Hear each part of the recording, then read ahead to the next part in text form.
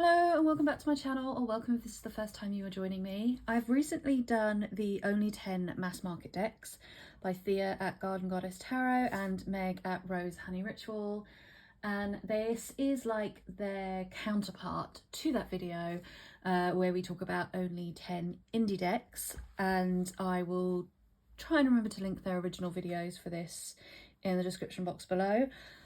Now, when I did the only 10 mass market decks, I talked about how I struggled because I actually own far more mass market decks than I own anything else. That's my hand, hello. And I also struggled with this one, but because I own hardly any indie decks, I probably own Tarot, Oracle, Lenormand combined, less than 20, just slightly less than 20, and there's a few of them that are fairly new and that I've had, when I say fairly new, I mean I've had them for 6 months or less, and so I really haven't had time to work with them and build a bond and a connection with them and feel that strongly about them. And so trying to work out only 10 means it became like which ones am I willing to leave out.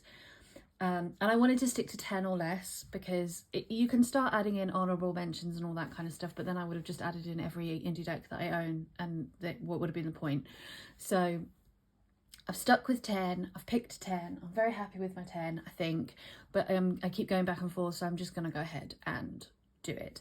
So the first deck that I'm going to talk about is the Crystal Unicorn Tarot by Pamela Chen.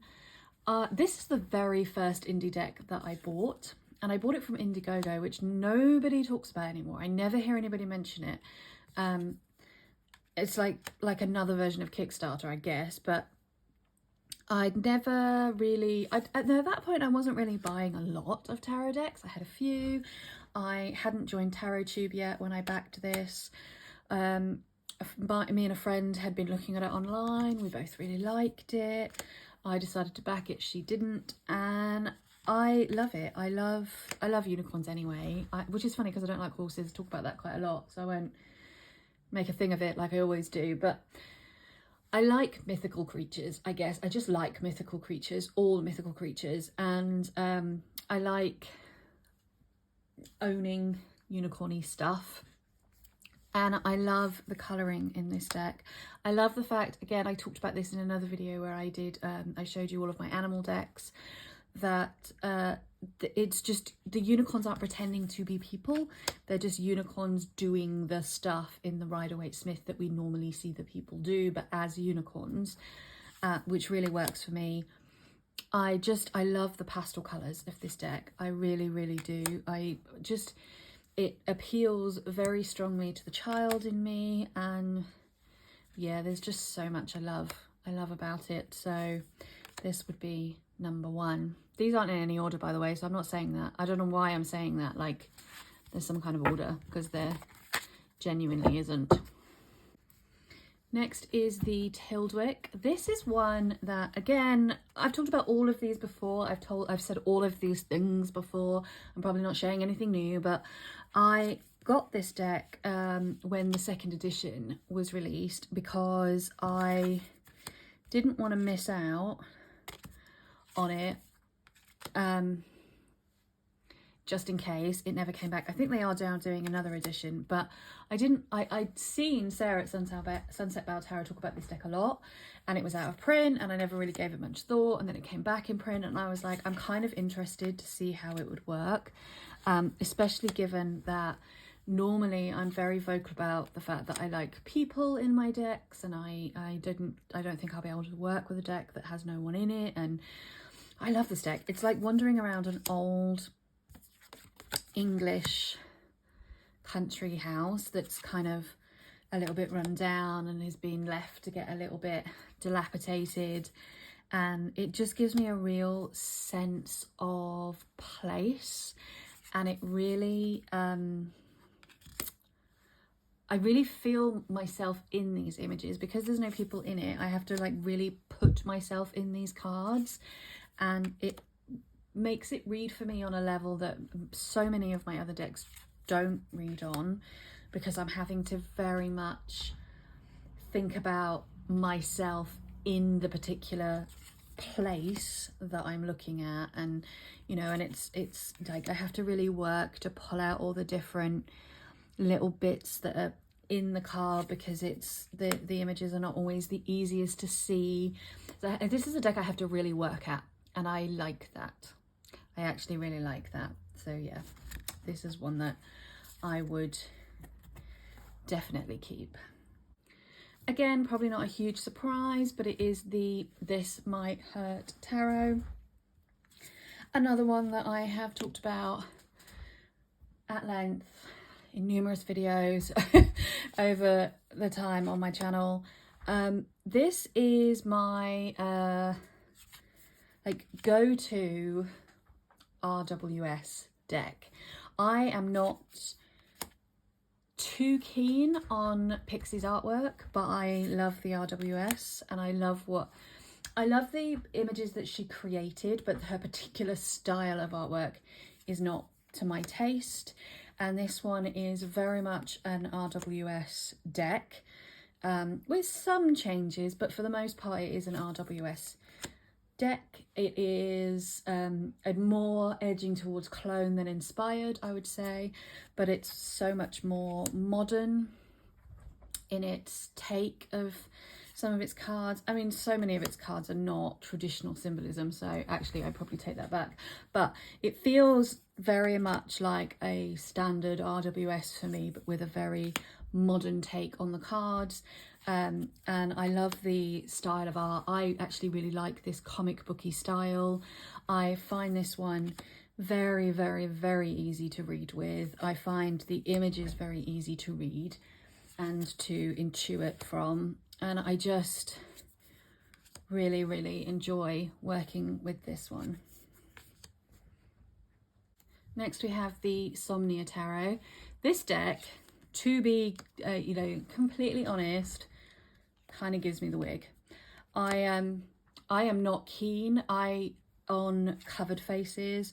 I have had issues in the past, like almost phobia but not quite, with masks. I don't like full face masks, possibly as a result of seeing Halloween quite young, but anyway, probably not. But I don't like being able to see people's faces. I find it very unnerving, and so I just think that this deck is incredibly unnerving and makes me incredibly uncomfortable, but in a way that really, really works for me in terms of digging deep into my psyche and figuring out my personal shit from like a very psychological point of view. I recently did a video where I talked about whether my tarot reading is psychological or predictive, and I talked in that video about how it isn't as straightforward as an either or. I tend to do a bit of both, but I will say that I tend to use this deck more for psychological readings, and very rarely do I use it for any kind of predictive reading at all, because it just doesn't, it doesn't, for me, sit well within that kind of predictive-y style, future outcome-y type readings. It is more of a let's dig into your shit and see if we can figure out what's going on kind of deck. Now the next two decks are by the same creator, and I couldn't pick between one or the other. I know people often say, shall I get this one or this one? My answer is get both, and that is the Oak, Ash and Thorn and the Smoke, Ash and Ember. I don't know if I've got enough room to show you both of these, but I love dragons. This is the only deck, the Oak, Ash and Thorn is the only deck I've ever reviewed. I love it. It gives me a sense of home and the world that I live in, like literally my backyard type vibe. Again, this one, it comes back to that. I really love mythical creatures, and so dragons, yay. I'm not going to flip through these too much because you can't really see them very well, but lots of foxes in this one, which makes me very happy. I just really like Adam Olia's artwork. I just really like it, and I genuinely find both of these decks a pleasure to read with, a pleasure to look at. Yeah, I genuinely wouldn't want to give up either. I wouldn't want to give up either. And I got this one first because I got this one first because I backed it on the Kickstarter. I didn't back this one. I backed this one on the Kickstarter.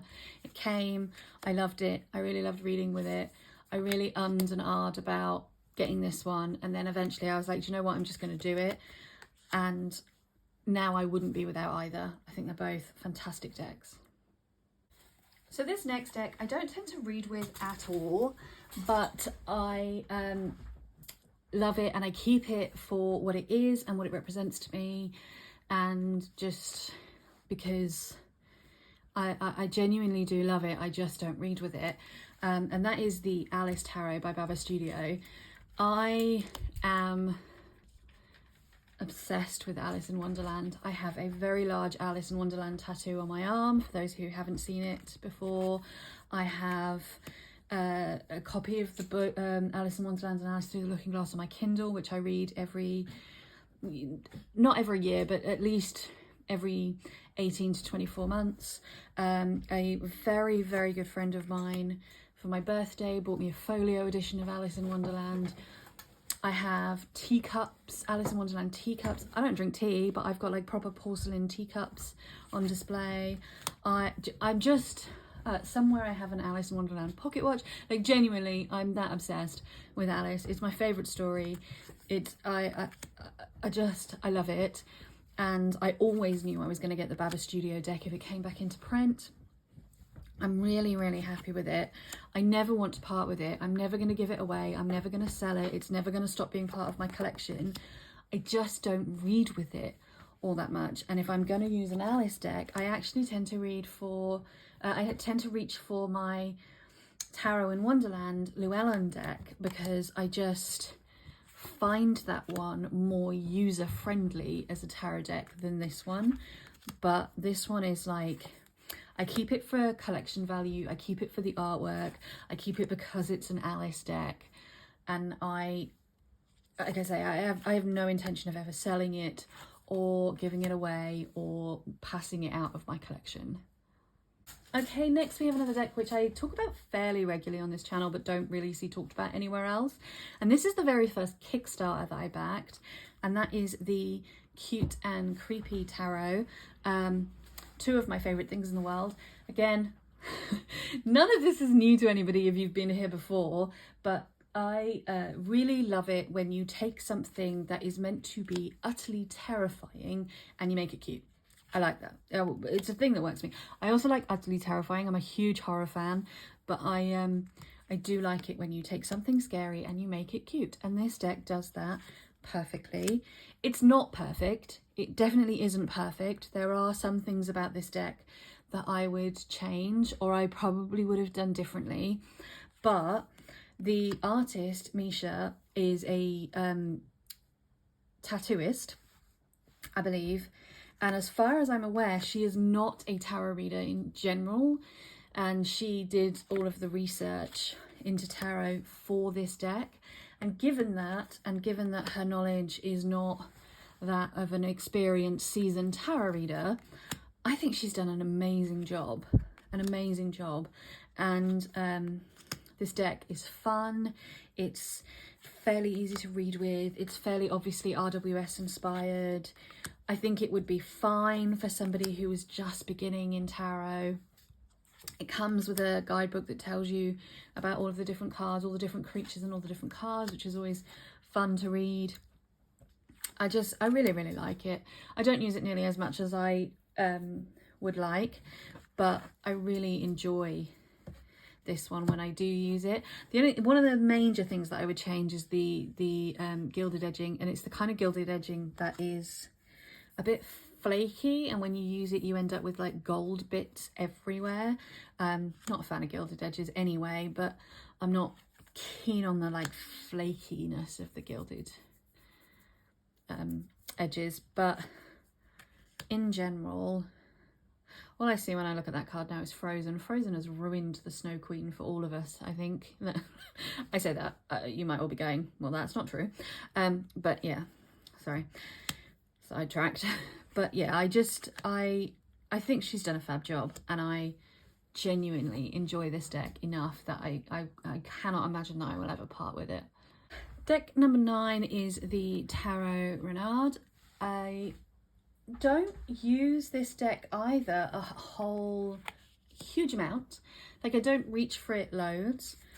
I don't love the cardstock. I genuinely don't love the cardstock on this deck, and it kind of puts me off a bit. It does that thing where it, I don't know how well you can see it, but it bows in the middle, which is actually really annoying. And it's quite thick, which makes it quite difficult to shuffle, especially as I'm pretty arthritic in my hands and my fingers.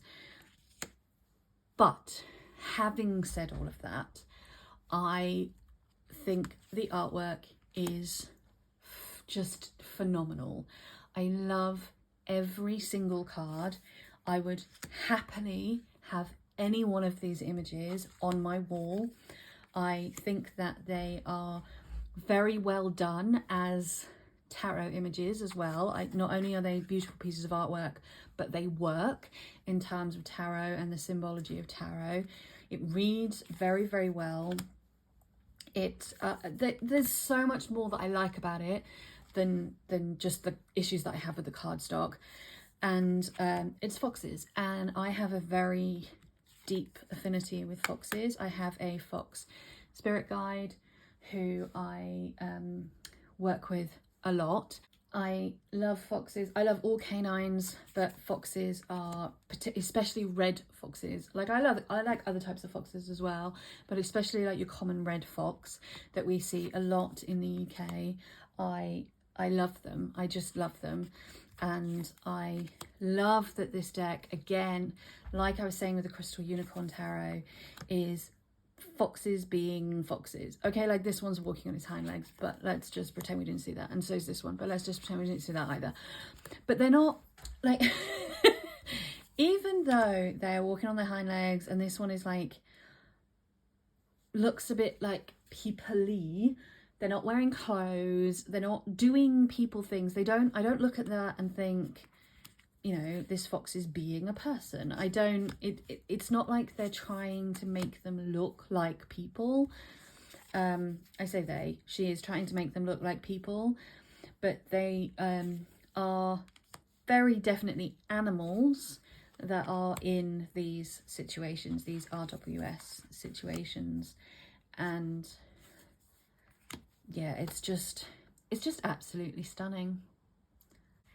And then finally, the final deck on my only 10 indie decks is a deck that was created by a very good friend of mine, Julie, over at Peekaboo Rose, and that is the Notorious JBG.